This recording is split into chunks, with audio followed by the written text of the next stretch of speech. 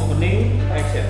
Ada yang berpendapat pengetahuan lebih penting, tapi ada juga yang berpendapat karakter lebih penting.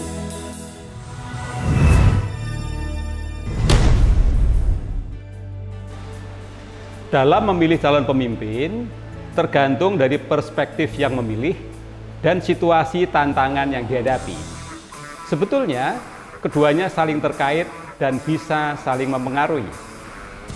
Untuk mengambil keputusan yang baik dan solutif, diperlukan pengetahuan yang luas, mendalam, dan relevan. Sementara agar dapat dipercaya dan dapat mengeksekusi keputusan dengan baik, diperlukan karakter yang kuat, seperti integritas, jujur, berani, dan bertanggung jawab. Calon pemimpin yang dipilih diharapkan mampu memenuhi keinginan pemilih dan bisa sukses mencapai tujuan yang telah ditetapkan. Beberapa penelitian menemukan aspek-aspek yang mempengaruhi kesuksesan pemimpin adalah: yang pertama, integritas dan etika. Pemimpin yang sukses memiliki integritas tinggi dan perilaku etis, serta dapat diandalkan dan konsisten dalam tindakan mereka sehingga mendapat kepercayaan dari orang lain. Kedua, memiliki visi jangka panjang dan mampu merancang serta menerapkan strategi untuk mencapainya. Ketiga, mampu mengolah informasi dengan cepat untuk mengambil keputusan yang tepat waktu dan efektif. Keempat, memiliki keterampilan komunikasi yang efektif untuk menyampaikan visi, arahan, dan berinteraksi dengan orang lain. Kelima, mempunyai empati dan keterampilan sosial dalam memahami kebutuhan rekan kerjanya, memberi motivasi, dan membangun relasi yang kuat.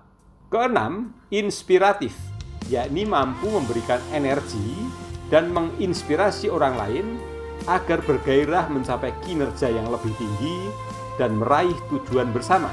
Dan ketujuh, adaptif dan inovatif, yakni mampu untuk beradaptasi dengan perubahan dan mengembangkan ide-ide inovatif untuk menjawab tantangan yang kompleks.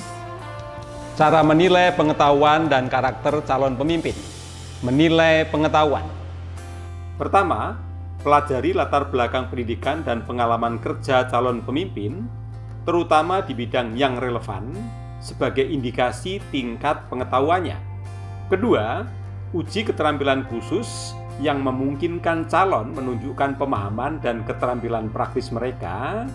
Ketiga, ajukan pertanyaan situasional atau studi kasus yang memerlukan keterampilan pemecahan masalah untuk menilai sejauh mana calon dapat menerapkan pengetahuannya dalam konteks yang nyata.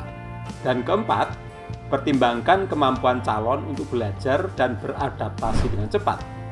Tanyakan bagaimana mereka mengatasi tantangan dan belajar hal-hal baru, bukan hanya berdasarkan pengalaman sebelumnya. Menilai karakter. Yang pertama, integritas dan etika. Ajukan pertanyaan tentang nilai-nilai moral dan etika calon. Pertimbangkan bagaimana mereka mengelola konflik kepentingan atau dilema moral. Tinjau rekam jejak calon dalam membuat keputusan yang bersifat moral dan etis. Pertimbangkan apakah mereka memiliki keberanian untuk mengambil keputusan yang benar meskipun sulit. Kedua, empati. Pertimbangkan sejauh mana calon dapat memahami dan meresapi kebutuhan dan perasaan orang lain. Observasi interaksi sosial mereka dan ajukan pertanyaan khusus untuk menilai tingkat empati mereka. Ketiga, ketahanan dalam menghadapi krisis. Pelajari pengalaman sebelumnya dalam menghadapi krisis sebagai gambaran tentang kesiapan mereka dalam menghadapi situasi sulit. Keempat, ketegasan dan konsistensi. Tinjau apakah calon memiliki ketegasan dan konsistensi dalam pengambilan keputusan dan pelaksanaan kebijakan. Konsistensi dapat menunjukkan integritas dan kehandalan mereka. Dan kelima, keberagaman. Pertimbangkan apakah calon dapat memahami dan menghargai keberagaman, serta memiliki kemampuan untuk memimpin tim yang beragam dengan efektif.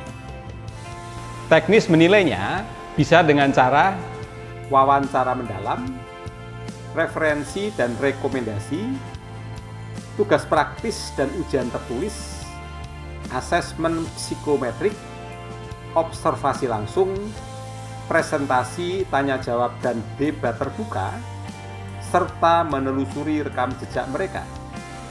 Memilih calon pemimpin tidaklah mudah.